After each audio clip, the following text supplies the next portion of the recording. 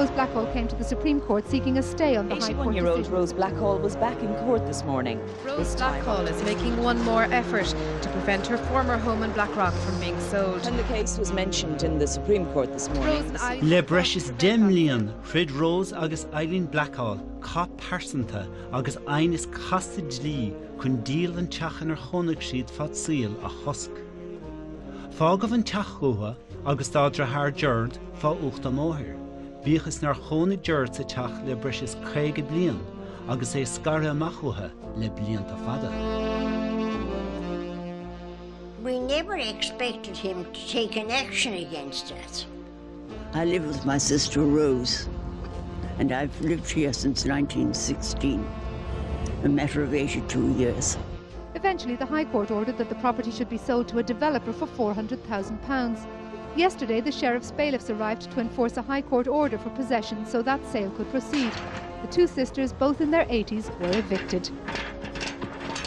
Nuair a rhain fór an díalacháin, fágah Rose agus Eileen le gan nach 50,000 etre, talúg 3 milliún déag ar Marina Park in airgid an lei nu.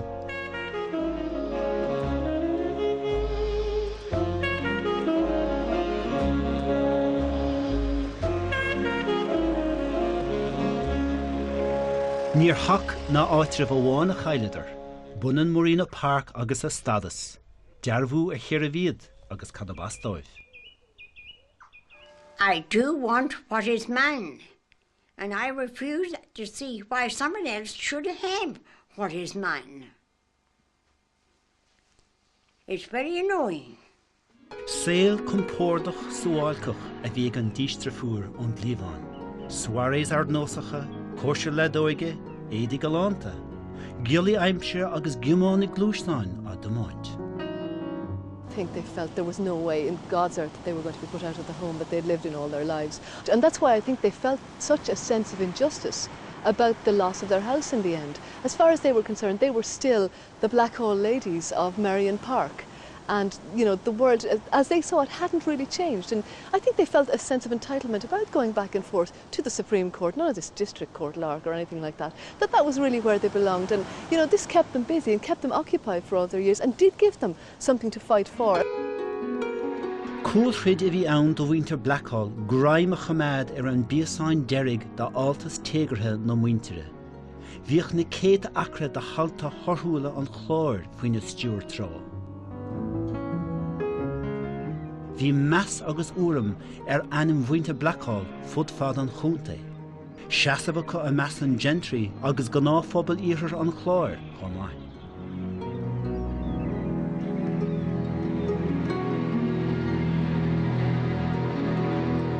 Is féidir an fécin thar timpeall orm ar fad agus tétarrá gurabé sin talún muintear Blackhall fadó.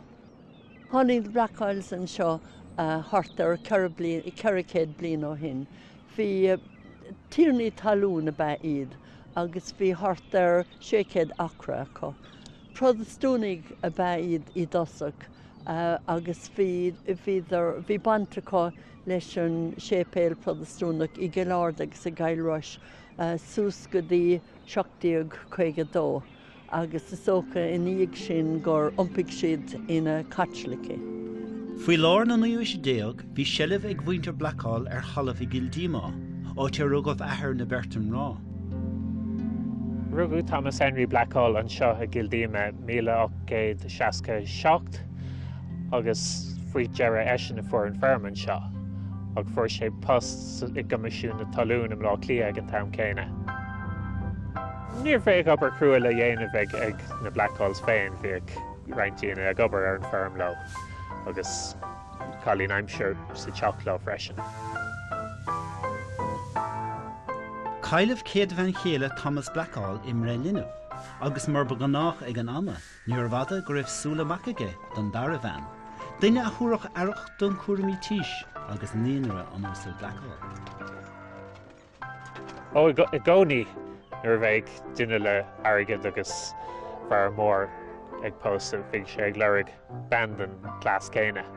Ban a raibh dairí mór acu Mar raibh band an creidimh céine an fóstigh sé band an creidimh eile má bhí an tarigad agus an bharmací.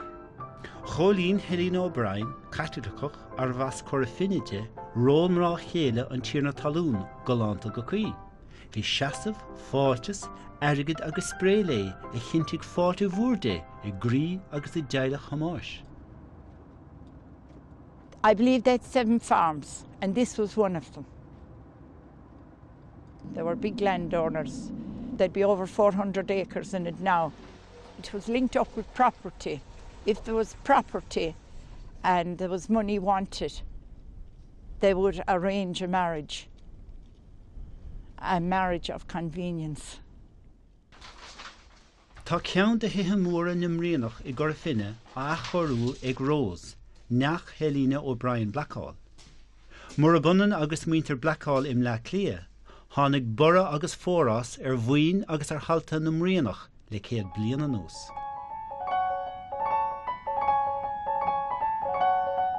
Fós Helena O'Brien, Thomas Blackhall, agus bhog sí go Kildíma, átar thóg sí amach óg George. Níor bhada de Helena I féine fréimhú I grílár an tailig.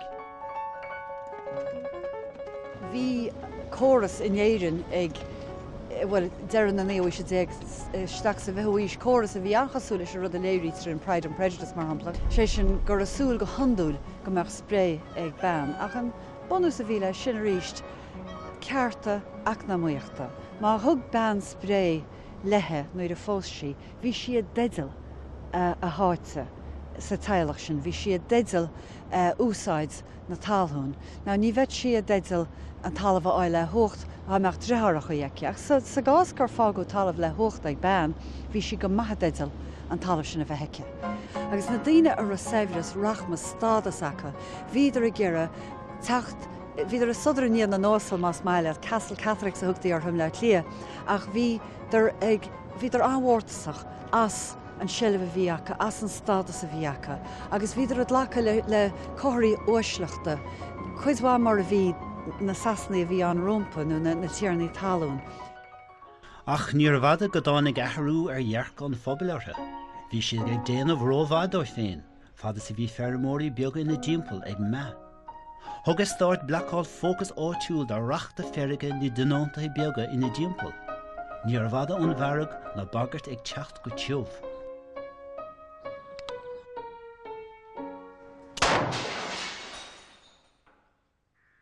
Ní a bhéidir le Helena ná Thomas an fódaí heasamh in éiad nádas na górsan. Chur Thomas ina lí ar Helena go gaithigh sí féin agus George teach go bla clia. Ní ileidirís riomh a ríis ar chuntaí an chlár.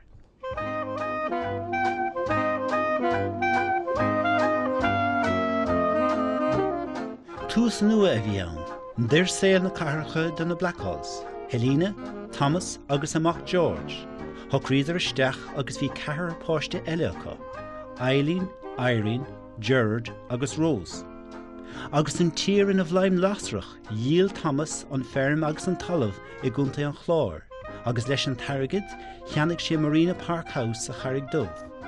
Teach mór manla a bhí ann, suite I measc 2 acra déag, maisithe le crían agus srathán. I mean, the house was more than just a home to them. It was the setting for their childhood, for their entire lives. It sounded to me as though it would be like almost something out of Enid Blyton, every child's dream. They talked about pillow fights on the staircase at night. There's acres of grounds, as say, wild animals there. Dúmpig Helena amach in entrepreneur gnó. Tháinig ra ar a tógra déireachta ina an ghainmh in le clia. Dairg Thomas as Commissioner talún agus thosaigh sé ag plé leis an stopmhairge. Chuir siad I deachas má ar na póistí. Drastal siad ar choláiste na tríóide agus chuig Rose agus Gerard le leis. Má bhíidir ar mun na muice bhí Helena críanna agus chuir sé íocail ar Thomas an tríomhas a bhunú chun leas na báistí a chosint. Gach saoire bhogach an teilech omláin chuismhairge, seir bhí siig ina lorug. Ach, bhí an saoil sa bháilcoch tí titim as I chéile. Máirt in éadóchais, deir a fór 9:29, Dúmpig an cearthúil urlár stochmharg in New York amach ina praseach. Lean lagtrá damda an tuirt. Caillimh na milliún haríthe. Dómh Thomas Blackhall go donna, a chuidstoch banna in éon bhuile tobaiste óháin, a cheall sé an droscéal ó Helena agus na páistí.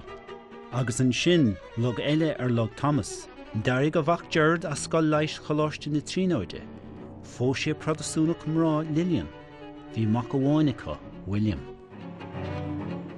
Things changed when he married my mother, because my mother was Protestant, and that was sort of, terribly frowned upon.